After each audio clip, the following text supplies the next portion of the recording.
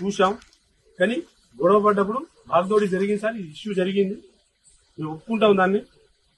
అయితే కొట్టిన వాళ్ళలో అసలైన నేరస్తులు ఉన్నారు చూడండి, వాళ్ళు ఇప్పుడు ఎవ్వరు తిరగలేరు.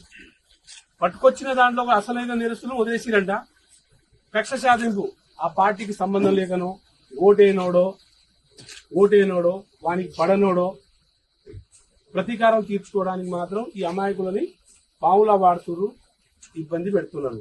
వాళ్ళు అడిగే కోరిక, వాళ్ళు చెప్పే మాట ఒకటే, మేము మా భూములు వదలం, మా భూములు చేయం. వాళ్ళు ఇంకో మాట కూడా, ఎక్కడ లోన్ దొరకట్లేదు, మాకు బ్యాంకులలో లోన్ దొరకట్లేదు, ఎవరు ఏం చేయట్లేదు సార్, దగ్గర కూడా రానియట్లేదు, మమ్మల్ని అందరూ భయప్రాంతంలో చేస్తారు. మా భూములు మాకు కావాలి, మాకు కావాలి. అయ్యా, భూములు కావాలనుకునేటోళ్ళు, ఇక్కడ ఉండాలనుకునేటోళ్ళు కూడా ఉండరు. లేదు, మంచి రేట్, అక్కడ 60-70 లక్షలు, ₹1,00,000 నడుస్తుందంట భూమి రేట్. గవర్నమెంట్ వాల్యూ అంతే ఉండదు నాకు తెలిసినంత వరకు. అయితే అక్కడ 10-12 లక్షలు 5 లక్షలు ఉంటుంది. దానికి 3 రేట్లు 4 రేట్లు ఇస్తే మా అంటే 10 లక్షలు 20 లక్షలు ఇచ్చారు. కానీ ₹1,00,000 ల్యాండ్ వదిలేసి వీళ్ళు ఇచ్చి 20 లక్షలు వెళ్ళిపోతారా? వాళ్ళకి కావాల్సి ఉంటే భూమికి భూమి ఇవ్వండి. ఒక రైతుకు ఏమైనా వదులుకోవాలనుకున్నప్పుడు ఏం చేస్తారు? భూమికి భూమి ఇస్తారు, ఇల్లు పోతే ఇల్లు ఇస్తారు, గుడి పోతే గుడి ఇస్తారు.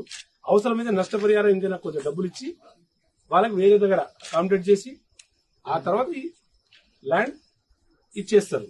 కానీ ఇవన్నీ చేయకుండా బెదిరింపులు పాలు చేసి ఇప్పుడున్న సోషల్ జమానా, ఇప్పుడున్న టెక్నాలజీ, ఇంత అడ్వాన్స్ టెక్నాలజీలో కూడా అధికారం నాకుందని చెప్పేసి అధికార దహం ఇచ్చేసుకొని, అధికారం ఉందనేది ఒకరు, ఈ అధికారాన్ని ఎట్ట తిప్పికొట్టాలని ఇంకోరు, ఎత్తుకు పై ఎత్తులు వేసుకుంటా రైతుల పట్ల అరాచకం చేస్తుంది. నాకు అర్థమైన విషయం ఏంటంటే ఇది. దీన్ని అన్ని చూసుకొని ఇమీడియట్లీ వాళ్ళ మీద ఆల్రెడీ వాళ్ళకు డీజీపీకి అండ్ సిఎస్కు, చీఫ్ సెక్రటరీకి కూడా మేము ఆదేశాలు ఇవ్వడం జరిగింది. వితిన్ 10 days లో పూర్తి నివేదిక కావాలి. అప్పటి వరకు ఆ వర్క్ ఆపేయాలి. ఏది కూడా ఎవరిని ముట్టుకోవద్దు. ఎవరు తప్పు చేయాలో ఆ రికార్డ్ చూసి ఇమీడియట్లీ వాళ్ళ ఎస్పీకి, ఆ ఐజీకి ఆల్రెడీ మార్నింగ్ చెప్పడం జరిగింది, అన్ని వదిలేయండి అని. ఇక్కడ నుండి అక్కడ కేసులు, ఆ ఊర్లలో పోలీసులు పోతూ వాళ్ళని భయప్రాంతులు చేయొద్దు. వాళ్ళు అడవుల్లో పారిపోతున్నారు, భయపడి కొట్టేస్తారు, ఎవడు ఎత్తుకోపోతారు అని. ఆల్రెడీ కొట్టి పట్టుకుపోయారని వాదన వాళ్ళు చెప్తూనే ఉన్నారు, మళ్ళీ ఎత్తుకోపోతారని భయపడుతున్నారు. కాబట్టి వాళ్ళకి ఆల్రెడీ చెప్పడం జరిగింది. డిపార్ట్మెంట్ వాళ్ళని కూడా వదిలేయండి, కొంచెం పీస్ఫుల్ అవ్వాలి. ఇది ఇష్యూ ఇంకా ముదురుతుంది, ముందుకెళ్తుంది. కాబట్టి అది వదిలేయమని చెప్పాను. మరి వాళ్ళు ఏం చేస్తారా? మరి అతి ఉత్సాహం చూపిస్తారా,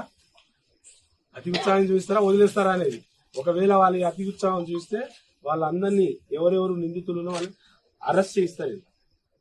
వాళ్ళు ఎవరెవరు బాధితులున్నా, సంఘటనకు సంబంధించిన అధికారులు ఏమైనా తప్పు చేస్తే, అది 100 మందిలో లుల్లైంది.